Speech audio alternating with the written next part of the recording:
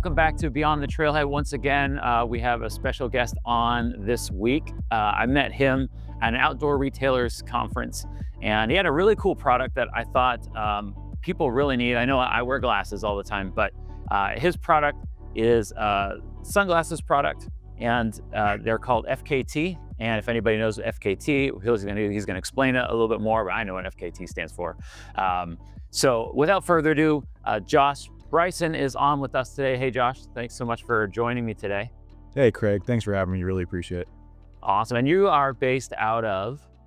Butte, Montana. Yeah, Southwest Montana. Nice. Awesome. It's beautiful up there. I know we talked offline a little bit about the weather and everything. And I actually have a real estate agent that is randomly looking for land for me every once in a while, 40 acres up in Montana. So one day I will be up in Montana, I'm sure, to go skiing. Well, so yeah, let me know what you're looking for. Maybe I've got the hookup for you. So. Sweet. Well, Josh, go ahead and let everybody know a little bit about what your business is, the name of it, how you started your company, and we can kind of rock and roll from there. Yeah. Well, thanks again for having me. This is great. Yeah. So Josh Bryson, founder of FKT Gear, and we focus on, the tagline, eco-friendly performance eyewear, made for trail athletes effectively. We launched back in April of 2024 at Desert Rats down in Fruita, Colorado, and have been learning our way through ever since. So it's been exciting, right? Yeah. And definitely, a new industry to me for the most part. I've always been a big gear consumer, living an outdoor kind of lifestyle, but to dive in head first and put yourself behind a product and do something that you hope is meaningful to others is a completely different challenge in itself. So. Yeah. Okay. And so what were you doing before you started FKT so that everybody kind of knows, oh, this is his background, what kind of sports are you into? Doing and still doing. We are completely self-funded, so I maintain a full-time job. I work in environmental remediation. Okay. In Butte, Montana. I think you said you haven't been here, but look forward to visiting sometime. But we're kind of the epicenter of Superfund. And Superfund is a federal program to clean up big messes, right? And it is,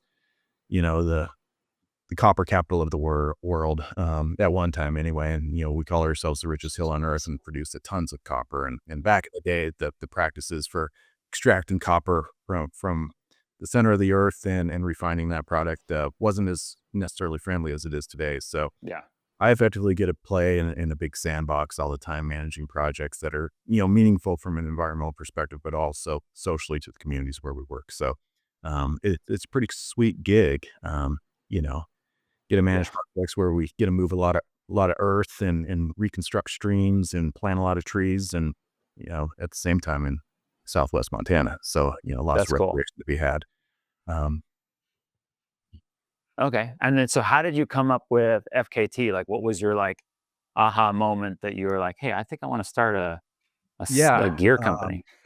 Going back a little bit, I think we all had our moments during COVID, right? Yeah. Where we were sitting around with too much time on our hands, and we were all working from home at that time, and coincidentally and unfortunately, I was diagnosed with cancer at the same time. So it's kind of put into a position where I'm balancing, how's work going, how's different transitions for the company I work for, kind of reorganization, and coming to terms a little bit with mortality, and it's like when I started thinking about my family and what happens with them, when my pension runs out or the insurance policy doesn't pay or what have you. It's like, well, I wanted to start something that could be taken on, Yeah. and perhaps, catch a little fire and provide some, supplemental income to the family, if you will. So, Yeah. just kind of stewing through my head during that time is like, well, what do I like? I like gear, and what do we like to do as a family? We like to travel, whether that be, to the beach, which we don't have in Montana. So, hopping out the plane, going somewhere warm, or just spending time in the mountains, camping, hiking, fishing, the typical things you'd expect Montana family to do. And, I've always had trouble with vision, been wearing glasses and since I was, I don't know, 10, 11 years old. And like, it's a critical part of my life, and I've always appreciated a good pair of sunglasses. And so it's like, well, in research and thinking about gear, I appreciate. It's like, well, let's do sunglasses. Why not? Yeah. And originally, due to the propensity of my family to want to travel to the coasts, it was like, well, let's do a lifestyle brand, focused on Yeah. the coasts. Like that'll be great. It'll be tons of fun, and maybe we move it into swimwear or something like that, and then start. One of the best decisions I think we made is getting on board with the marketing team to really help refine what we're looking at. He's like, dude, you live in Montana. Where are you going to get your content? Yeah. Well, what do you like to do in Montana? It's like, what's your athletic background? Well, this and Yeah. that. It's like, okay, I see what you're saying. Yeah. So, he kind of, the marketing firm kind of refocused me into like doing something that's appropriate for where I live and who I Yeah. was, at one time as an athlete, if you will.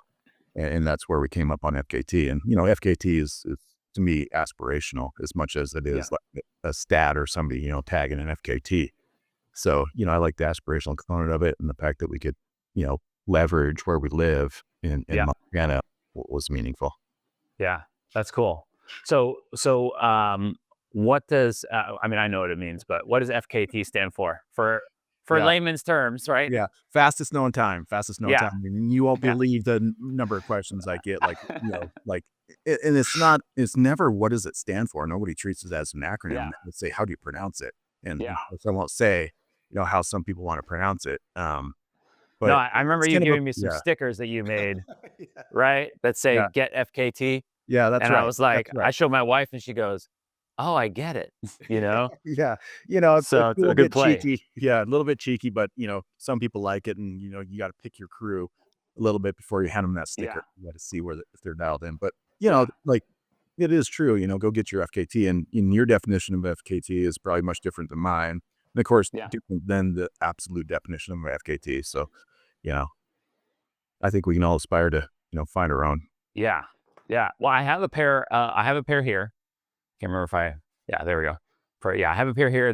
They're awesome. I've been rocking them for a little bit. I had them on the Colorado Trail and a couple other things. I was on Mount Whitney with them and stuff like that too. And I love them because, I go through quite a few like cheap sunglasses usually. I'm the cheap guy and I go the cheap route and then they just break all the time on me and I'm going through sunglasses like crazy. And I put these in the pocket of my um on my strap of my bag. I have like a little sunglasses pocket. I put in there, I throw my bag on the ground all the time and everything else. And a couple times I was like, oh no, they're gonna be tore up. And then when I went in my bag, I was like, oh, they're perfectly fine. They look really, my wife said, and this is no joke, I told you this before, like my wife said these are the best looking sunglasses she's seen on me. So I think you're making an awesome product. But I guess my question would be like, how did you got that idea of doing the sunglasses and stuff like that. So how did you get your first product into the world? Like, I don't even know how you get into getting a product like this. Or what's your first step? There's some people that have really crazy ideas out there and some of them are easier, right? Like clothing can tend to be a little easier for people to start on Mhm. versus something that's a lot more of an engineered type of a product. So Yeah, a lot of research, right? A lot of yeah, research, a lot of Google, and a lot of phone calls, a lot of yeah, really cold emails. Um, you know, my assumption is that there's somebody out there that can manufacture a product that provides a value representative of what I want to represent. So, yeah, as an engineer, sometimes people start talking about minimum viable product and things like that, and it's not something. I appreciate it to some extent, but it's not something that I would ever do for, a release, right? You yeah, get something in your hands and you really want to be able to stand behind it. So, we reached out to multiple manufacturers, multiple potential partners, whether that would be in, China, Taiwan, France, yeah, Italy, of course, and, went through prototyping processes and saw some of their products and got them in my hands. And eventually, maybe it was biased, but I just felt right with our partner out of Italy right now, yeah, from a quality perspective. And of yeah, course, there's relationship attributes too. And it's like, if you click with somebody, you click with somebody, right? yeah, And, absolutely. yeah. And I want, kind of what you mentioned, I didn't want to come in on the lower end of the category. was something that was necessarily treated as disposable. I wanted something that was lasting and coming in at a price point that really represented high value to the consumer. Yeah. And I'm a gear junkie as much as anybody. So, I appreciate a good pair of $250 sunglasses. But I'm not Yeah. necessarily going to go buy them either. Um, Yeah.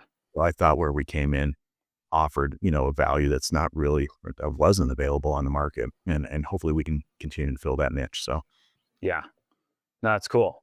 That's great. And then, so what was your, I guess another question would be then off of that would be, what was your oh crap moment when you were building your brand or getting the product? Because you were searching for partners and everything. And I'm sure you had like, they sent you stuff. And since maybe this is your first product, you're just like, oh man, this is not what I expected. Or maybe it was like, oh, this is exactly what you had wanted. yeah, I think we worked so hard. I think I told you we were starting this process in 2020. We didn't launch till Yeah. 2024. So, I was very, very patient, throughout the Yeah. design prototyping process, making sure we had the right materials and lens quality and attributes that we really wanted to dial in. I think the first oh crap moment was when I Yeah. had to do that wire transfer for the payment for our Yeah. first order. It's like it was that's when it was real. Yeah. Yeah. We are using our own money. I think Yeah. people kind of back to the origin story. You can continue to invest in, and I'm not giving financial advice by any Yeah. means. You know, we're continuously investing in other people's ideas and businesses, right? And hopefully Yeah. we will return, and eventually we can retire. And I just kind of figured like, well, let's invest in ourselves. Yeah. Um, and we did that, but the truth is, when it's a deduction from your paycheck, going to your 401k, it's not near as painful as writing a substantial check or making a substantial Yeah. wire transfer, like, ooh, all at once, all at once. And Yeah. it's gone.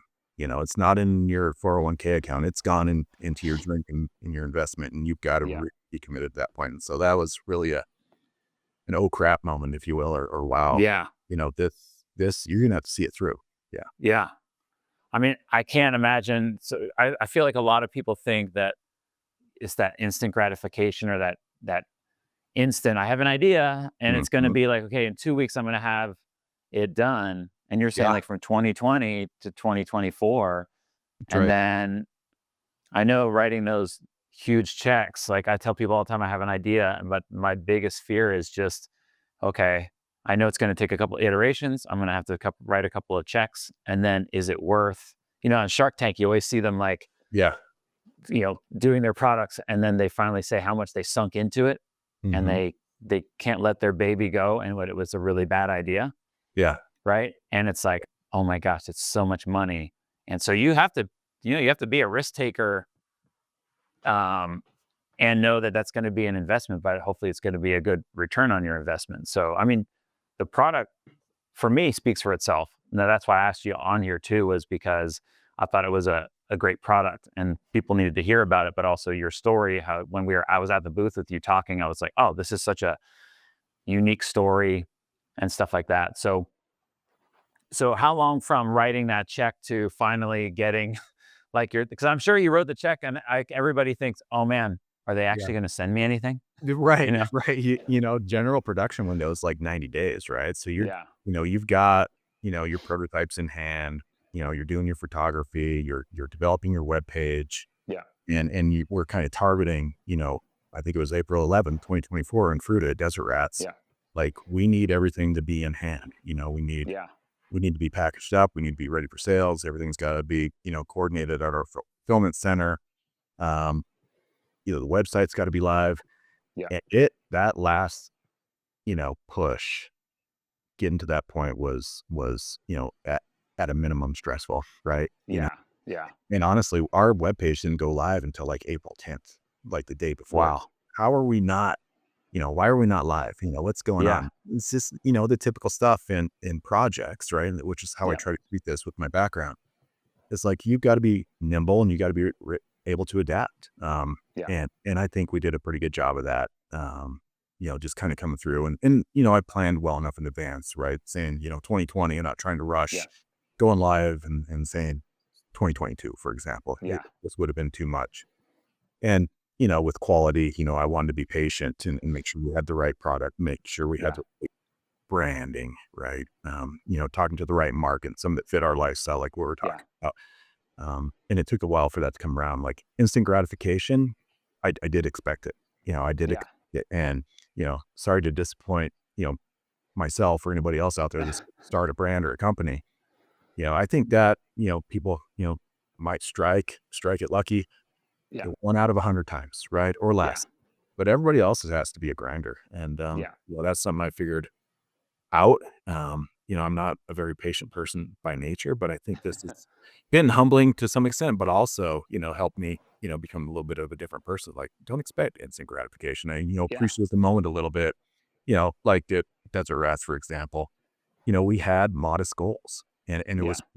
and it was also one of those aha moments, right? It's like, we set modest goals and we sold 1 unit over that goal. And it's Yeah. like, hey, it's great. And then Yeah. kind of a side story, we had a pair of the lick skillets Yeah. on Raj Paul Panu, and he took the podium in the 50K. So it's like, Oh, sweet. wait a second. Yeah. We're just gonna blow out of the gates. And so, you kind of go through this ebb and flow of these cycles. Like, Yeah. you hit the bottom of the trough. It's like, oh man, I don't know if this is gonna work. And then all of a sudden you sold one pair over your goal. And by the way, when the free pairs you handed out to an athlete, they're on the podium. And it's like, Yeah. oh, we're gonna do it. And then Yeah. the next week is completely different. So Yeah. um, definitely a lot of management of expectations and I instant gratification is something definitely I wanted and Yeah. something I realized isn't gonna happen. But it's the small victories, along the path, if you will, Yeah. that you gotta really, really appreciate.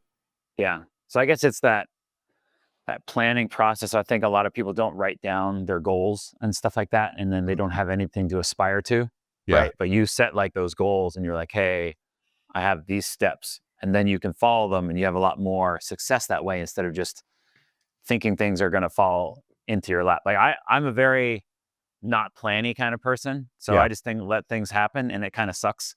But I'm glad my wife is the one that she's like helping plan stuff. So we sit down and have meetings. It's like, these are our goals for this month, or what do you think our goals should be? And I'm like, oh, that's right. This should be a goal that we should have and stuff like that. There's that, I can't remember it's called like 10X. I don't know if you ever read that book 10X or heard about it. I think I've heard of it. I've It's, not written it. yeah. So it's this book, like I've read about half of it. I think I got the audiobook. My wife and I listened to it when we were on a road trip somewhere. But it's basically like setting 10 times your actual goal. So that way, when you set a 10X goal, Yeah. and I'm really hacking it up right now, but it's Yeah. like you set that 10-time goal. And then even if you were, you know, 1% of that goal, you're still way above the just lower goal that you would have just naturally set for yourself. Yeah. And so we've been setting like these crazy irrational goals. But then when we actually do really well, we're like, well, we didn't get that crazy, crazy goal, but we're still way higher than if we had just set this lower kind of standard and stuff like that. So, Yeah. I think that's spot on. I think you've got to reach for it, right? I yeah, mean, we didn't start a company to, be average, yeah, right? Or to yeah, just skim by. We certainly have, financial goals and, yeah, and lifestyle goals, if you will. And yeah, like I said, something to pass on to the kids that maybe run as a business or yeah, take care of them, or, maybe someday we're a legacy company, right? That, yeah, just rolls out the tongue and is a part of, general outdoor culture. But, yeah, you know, it, the, it's interesting because, I approach everything pretty pragmatically, yeah, as project manager, manage a portfolio of projects here in Montana. It's like, we do everything by a script, right? yeah, Here's how we're going to execute the project. Here's, different decision points. And if we're not quite there, we're going to recycle the project and go back to the drawing board. And, eventually you get to the, construction, if you will, or yeah, prototypes or launching, and you just go for it. Right. And then you kind of enter this, mindset of continuous improvement. And that's kind of where I am now. We've got our first collection out and like, how do we improve it? yeah, And through that kind of, those marginal gains, whether that be in quality or market position or whatever, eventually, my thought is we will reach those aspirational goals. So, yeah, but it's just that the patience, having a script, sticking to the script, if you will, yeah, and being nimble and adaptive all the same, but not making any rash decisions, if you will. yeah, Not that starting a sunglass company wasn't a rash decision, but now that we're in it, being rational. and just trying to figure out ways to, better meet the needs of the consumer, right? Yeah. People like you that wear our product, or trail runners, or, somebody that's just out hiking, or, just wants a pair of, uh, good looking, practical, Yeah. high quality sunglasses. So Yeah. That's cool. I think I let my son try your sunglasses on too, because he just started cross country racing this year. And I was like, don't touch my glasses, buddy. Like, because they yeah. sit in the case on my gear wall behind me. Okay. But my kids will come in here and just kind of lay down on this fake grass I have on the ground here and stuff, and Yeah. they'll just play with stuff. And I'm like, and they're older kids, but they know they can kind of get away with stuff if they whatever. And I'm like, no, don't touch my sunglasses. I finally found a good pair that, Yeah. that I like, It's funny, I think there's a point in, everybody's maturation, if you will, becoming adults, where you go from maybe not taking care of your gear to, Yeah. where teenage years, Yeah. right? All of a sudden you're like, you know, don't touch it. That's mine. Yeah. So Yeah. totally. So I guess my next question would be, what's one thing running an outdoor business or, this kind of business that nobody warned you about? Wow. To be honest, I didn't seek a lot of advisement. Yeah. So, I'm pretty withdrawn and a bit of an introvert, as you can imagine, Yeah. as an engineer by nature. So, I truly try to do some self-reflection in the journey. And, you know, I don't think anybody told me it was going to be, an ultra race, or Yeah. convinced myself it was going to be an ultra race. Yeah. It was a sprint. Yeah. You asked me about my athletic background. I was a jumper, right? Okay. Jumpers, I think, are notoriously lazy and have a completely different mindset, than somebody that was, running distance or cross country, right? Yeah. Mm, it's instant gratification. You run, you jump, you get a mark, versus something that has a little bit more strategy to it. And you have to, stick with it. So Yeah. to some extent, I wish I would have reached out, maybe to people that started businesses, Yeah. within the outdoor industry, or somebody that, any business, for Yeah. example. What did you learn? What were your top 5 lessons learned? How would Yeah. you advise, somebody that's thinking about starting a company? Um, you know, so it definitely short on, I think I told you, like, the circumstances surrounding us when we started the business. So, I was all in to do something, um, Yeah. no matter what. So I think that probably was necessary in a way, because I think if I would have started asking questions where they might have been cautious answers, Yeah. I might have thought twice. So, I think in a, maybe Yeah. fortuitous turn of events, maybe it's good that he didn't, because I probably would have Yeah. backed like, no, I'm not doing that. I'm not Yeah. going to risk, what we have today to Yeah. take a chance. Yeah. So, I don't know if that's quite the answer you're looking for, but it's, No, that's perfect. Yeah. I you mean, that's why we have this podcast is, partially for people to hear about gear and get passionate about it as well, but also people who are starting businesses to hear, hey, I need to go and ask a bunch of people questions and not just start something willy-nilly. But at the same time, too, like, don't let those people scare you off right. sometimes, because sometimes you really do need to kind of follow that passion that you need to, go and do. No, So, I think people struggle with having, enough self-belief to do it. yeah, Right. I mean, I think people are inherently cautious, right? And that's, kind of, you got to save money, you got to save money to retire, and here's your yeah, date of retirement and stuff like that. So I think you just got to kind of clear your mind, believe in yourself, and, yeah, take a step, and just yeah, continue to move forward. So, yeah. That's cool. Okay, so I guess I'm going to run into this next kind of portion of our question and answer is there a, tell us like a moment when a customer story, I know you already said that podium kind of finish thing, but maybe there's another customer story or review that like really hit hard. Either maybe it's a, man, this hurts. Cause I know sometimes you get reviews that can sometimes, hurt your feeling. And if when it's your baby, it's like insulting your yeah. own actual child, right? It's like, your baby's ugly. It's like, this is my beautiful child. You know? Well, Like when my wife's Korean and I'm white, and so when we had our mixed kids, everybody's like, "Oh, mixed babies are so beautiful." I was like, "Oh, please God, please make my kids good looking because yeah. because all that pressure on there." And then when someone looks at your kid and goes, "Okay," I'm like, "Are you saying my kid's ugly?" but like Yeah. maybe there's a really good review or a hard hitting review or both. Yeah.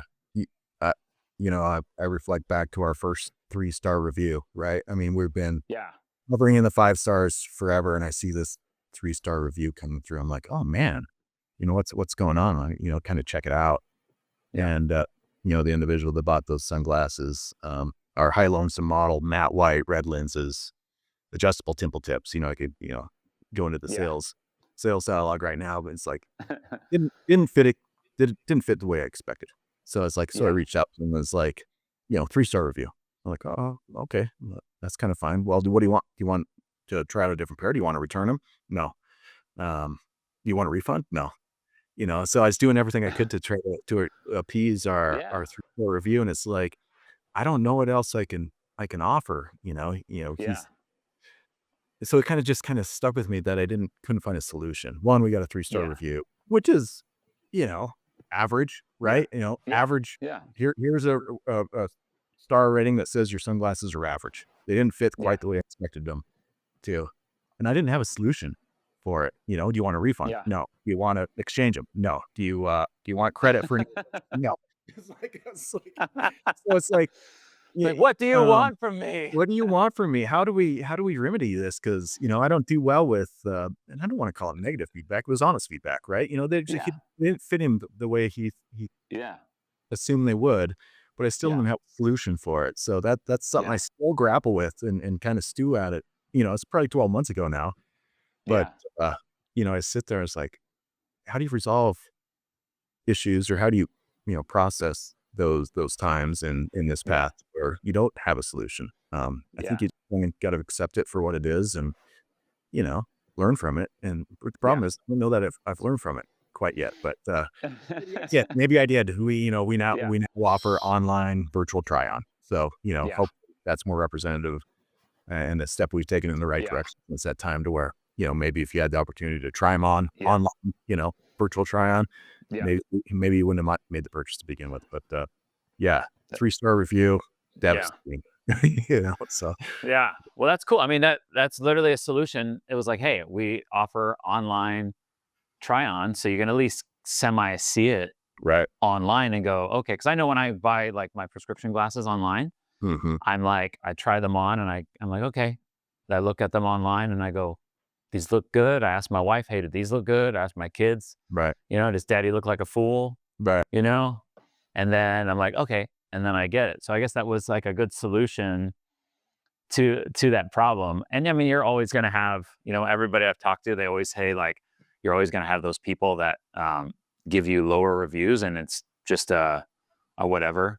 But Right. and I can imagine with the glasses space, I mean, everybody's face is so different. One So ear different. is higher Yeah. than the other, their nose Right. bridges are all different.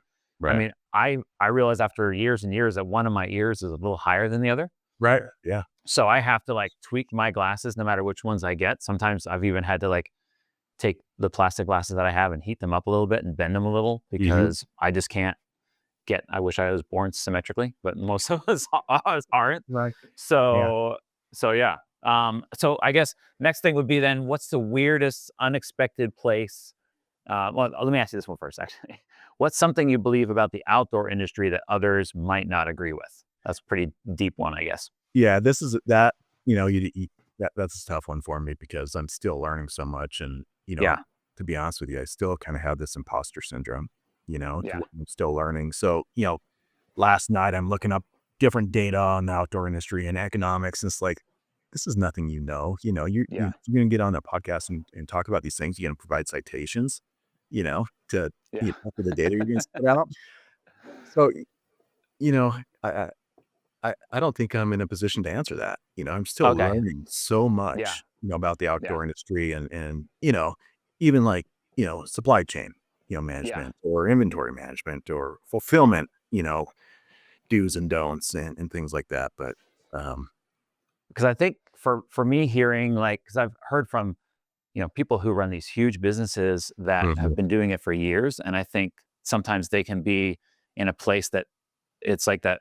Like I'm an old man, and I'm not going to change my ways. Right. And then you have someone like yourself, who's fresh in the industry. And it's always good to hear from somebody who's like, hey, I like this about the outdoor industry, but maybe this is something I'm thinking about it that they need to think about as well. Not saying that you're right, but it Yeah. also kind of sparks a thought in them going, maybe we do need to change in this direction, or maybe I don't agree with the way that supply chain works, or the way Uh-huh. that I have to market myself to, because there's lots of companies out there that they, fake market themselves and everything else and stuff like that. But then you are genuinely marketing yourself as a genuine product in the real world versus sending it to, some random person who's just going to take pictures that are not in the actual environments and stuff like that.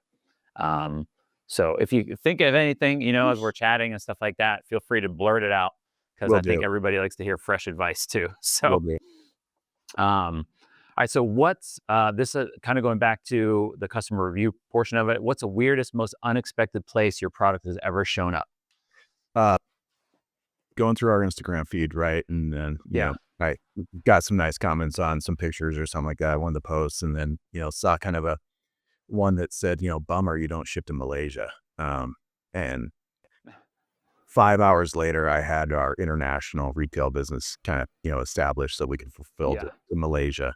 And, you know, I'll say the shipping costs are probably really cutting into our margin, but Yeah. I got that guy a pair of sunglasses to Malaysia.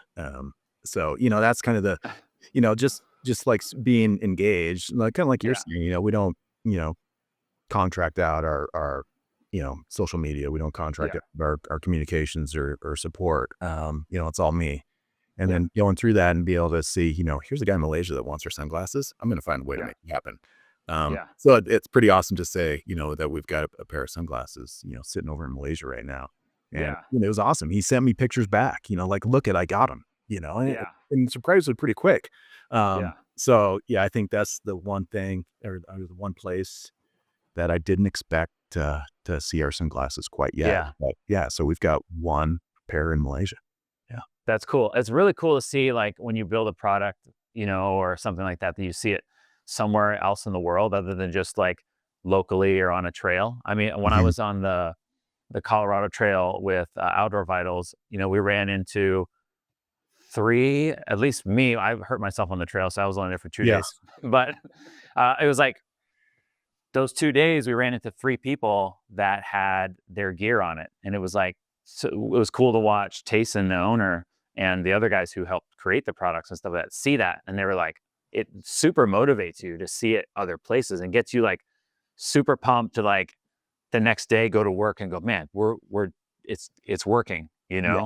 And Totally, like just being in an expo and or an event, whether that be, the rut up in Montana or yeah, desert rats down in Colorado, wherever. yeah, Um, After you make a sale and you see somebody walking by with your sunglasses on, that's great. And yeah, then, now in year 2 or whatever, we're a year and a half out yeah, from launch, going back to those events and seeing people that bought them from you last year, right? yeah, Seeing them walking by and they're not coming up to buy a new pair of sunglasses, but it's like, yeah, you know, c I'm notorious, I'm always looking at people's sunglasses like, "Hey," yeah, and then you see, your name brands walking by, 9 out of 10 times, but then you yeah, see one pair of FKTs that's not a new purchaser from yeah. that weekend. And it's like that's pretty awesome. That's pretty That's awesome. cool. And then, I love return. to see people on social media, making posts and wearing Yeah, FKTs is just fantastic. It's so rewarding. that's cool. Okay, so I'm going to get into a couple of final questions, super, super easy. And then after that, I'm going to go into what we like to call the lightning round. And it's just a bunch of quick 1-word answers or 2-word answers and stuff like that. Don't go too deep into it. But I never send them to you because if I do, then you'll just like give me these cookie cutter answers that you got to think about. So, um, so what advice, and this is kind of going back to that question about maybe believing about the outdoor industry, but this is just more advice for people at the beginning of their trailhead on their business. If there's an advice that you can give to someone who's at the beginning of their outdoor dream, what would one big piece of advice be? Yeah, other than the believe in yourself, I'd say don't, underappreciate multiple sales channels, right? When Yeah, when we started this, I was thinking it's all going to be direct to consumer. Yeah. which would help, kind of shield our margin a little bit. But it's like, you're not going to come out of the gates as an unknown brand and be a, overnight direct to consumer success, Yeah. right? You have Yeah. no brand recognition. So it really made me appreciate what we're doing already, the kind of grassroots level, market and, opportunistic sales at that. And it kind of transitioned me immediately. Like, listen, you got to start thinking about retail too. Yeah. Even, the margin's a little bit different, but, I think you have to have multiple channels, to succeed, or Yeah. at least maintain cash flow, right out the gate. So, don't box yourself. Yeah. I think that's a really good piece of advice. I know for us, when COVID hit, I was like 95% wedding photography. Hmm. I would do a decent amount of commercial stuff, but it was just wedding photography. And at that moment, like everything was shut down. And then Yeah. we kind of realized, hey, we need to, as a service, we needed to diversify ourselves. So that way, if something were ever to get shut down again somewhere or whatever, where we can't do our certain thing and people are asking for refunds and everything, then we can still do commercial shoots. We can still do outdoor gear. So we're like, Right. what's our passion? And we're like, hey, we do commercial stuff. We love the outdoors. Let's go into the outdoor gear photography and video and branding and stuff like that thing. And so now we do about 40% weddings and we do 60% commercial stuff because we still love the weddings and seeing people get married and all that good stuff. And we still have returning clients who have friends who want us to shoot, and it keeps us close to our kids. But then it also gives us the opportunity to do the commercial stuff. Like right after I get off with you, I have to finish like a commercial gig for a barbecue product that I'm shooting on my deck. That is a pretty cool product. That it's just randomly a client of mine. It's like, hey, can you take pictures of this thing? And I'm like, yeah. So, I mean, I think that's great to diversify and realize there's other avenues other than. I'm sure that it's got to be really hard to start a product from fresh and Mm. then be like, hey, I'm I know that people think, oh, it's just going to go viral. I'm just going to make it go viral and then it'll be great. Right. Right. It's Yeah. so hard. Right. It's so hard to make stuff go viral. I mean, my wife does our social media, and it's mostly though our social media now is mostly our family travels and then like white dad Asian mom stereotypes that we found a niche for. Yeah. That every time she makes a video, it gets hundreds of thousands or millions of views all the time, and she found a Mhm. viral thing that works. But it took well, 6, 7 years of us just posting stuff, thinking we're going to do viral photography stuff, Right. when that ended up being our hook. Right. So, I mean, it's hard. I mean, that's a good piece of advice. Um, I guess this last one would be, and you kind of answered this, but I guess you could kind of just reiterate it again. It's like, what's the legacy, or the impact you hope to leave on the outdoor space, or maybe even for your family? You kind of Yeah. touched on that a little bit. Yeah. Kind of a two-part, I guess, for my family, I want to be able to, have a successful business that they have at least the opportunity to decide, do they Yeah, maintain it or do they just want to sell it, when I'm yeah, 65 years old or something like that. yeah, So, that's something, for a fact that I want to push through and, have the opportunity to provide something meaningful to my family, to our kids. yeah, And then the other part, kind of centered more around the business and what kind of legacy do we want it to have?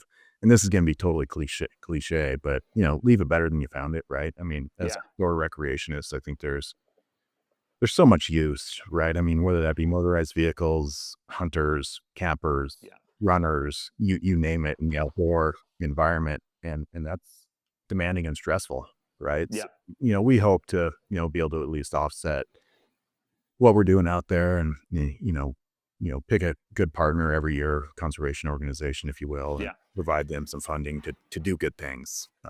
So that's my hope, and it's cliche, but leave it a little bit better than we found it. But yeah. That's cool. Well, awesome. Well, thank you so much for all that insight and everything else. I mean, I always glean so much from every conversation that I have, and I think people are going to learn a lot. So I'm going to go into the rapid fire round real quick. It's um, pretty much one arrowed answers. There's a couple of deep ones I'll just kind of throw in there. But for the most part, first question, real rapid fire is, what's your favorite national park? Glacier. Okay, awesome. I think the person I just talked to, that was the last company I talked to, his favorite was Glacier too. So, and why Glacier? Because I haven't been to that glacier, so I have no idea. The landscape. I mean, Yeah. Yellowstone's fantastic, right? Our summer vacations growing up in Southwest Yeah. Montana, we'd take a weekend and go to Yellowstone, and it's fantastic. Don't get me wrong, but Glacier, just the landscape, the magnitude, the vertical change, Yeah. it's pretty remarkable. For this visually appealing. Yeah, That's cool. All right. Next one is tent, hammock, or just cowboy camping when you're out. tent. I have this fear of bears, and it's for some reason I think a tent protects me in the wilderness of Montana. But it turns out I'm just a burrito. So tent, tent. Yeah, that's so funny. Everybody says that same thing when they're like, my wife is like, "Oh, we need." I'm like, "Well, it doesn't matter. You're just rolling yourself up as a That's right. as Yeah, a burrito." yeah. All right, next one is the last thing you Googled or AI, ChatGPT related to your business. Last night looking for economic statistics before I talk to you. Okay. Market opportunities in the United States versus things that are already established in Europe. Yep. Yeah. Okay. All right. Next thing, worst trail snack you've ever tried. That's a tough one. I'm a good eater. I eat Yeah. everything. I've never had a bad snack. Okay. Yep. So then what would be your favorite trail snack? Wow. Honey stingers. Okay. Oh, those are so good. I love those. I can eat those forever. Right. All right. Next one is one app you can't live without for work. One app? Yeah. One app I can't live without. Well, now my wife got me signed up for TikTok. I can't live without TikTok now. Scroll forever. I must have spent like an hour yesterday Baby before I went to goats. bed. Baby Yeah. goats. I could watch baby goats all day. Yeah. All right. What's outside of your own gear? What's your most used piece of gear in your life right now? A good shell.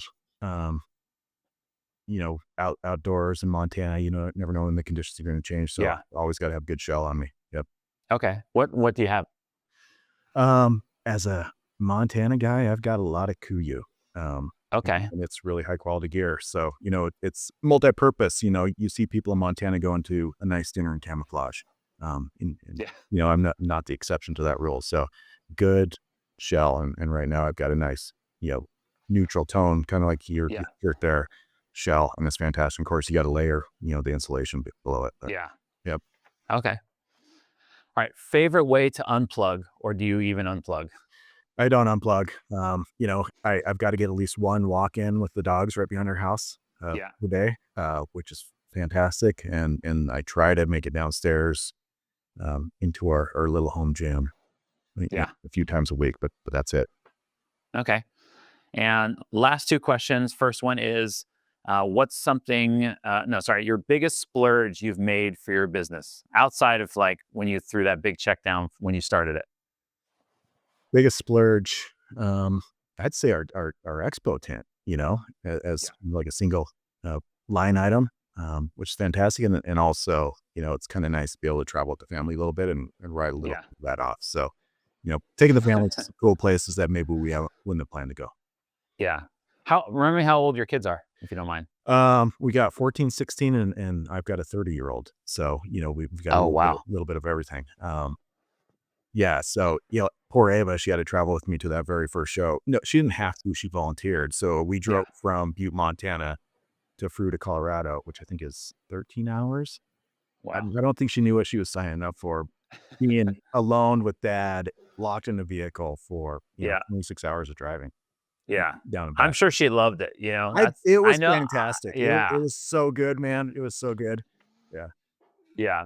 I mean, how kids are. They'll be like, half the time they won't talk to you. And then next thing you know, they're talking to you and you're like, oh, I absorb everything I'm like, okay. And then they start getting annoyed because you're like overusing the time that they're finally giving you. You gotta be delicate with it. Yep. Yeah. All right. And last question is, what's one outdoor skill you still kind of suck at? Oh, I can't build a fire in the wet to save my life, Yeah. Yeah. But, nothing a little hydrocarbons in a lighter won't. Yeah. So, Yeah. Awesome. Well, thanks. I love those rapid fires. I just love to find out a little bit about people and stuff like that too. So, I guess, Josh, where can people find Mm. you online? What are your socials? You know, is there anything coming Yeah. up new that everybody can look forward to? Yeah. Check us out at fktgear.com and, FKT Gear on Instagram. We're being carried by a few local retailers here and there. And then, fleetfeet.com has us as well as Oh, cool. garage grown gear. We've got a couple new models coming out. Hoping to have those in hand, unfortunately, just after Christmas. So, Okay. check them out in the spring. Check them out in the spring. We got a new blade coming out and kind of a new casual wear that we're pretty excited about. So, yeah, thanks for having me, Craig. Perfect. No, thanks, Josh. I appreciate it, everybody. Thanks so much for listening again to Beyond the Trailhead. And Josh, I guess next time I see you, maybe I'll be in Montana or I'll see you on the trail. I'll definitely have these on again next time I'm out. So thanks again, everybody, and we'll see you next time.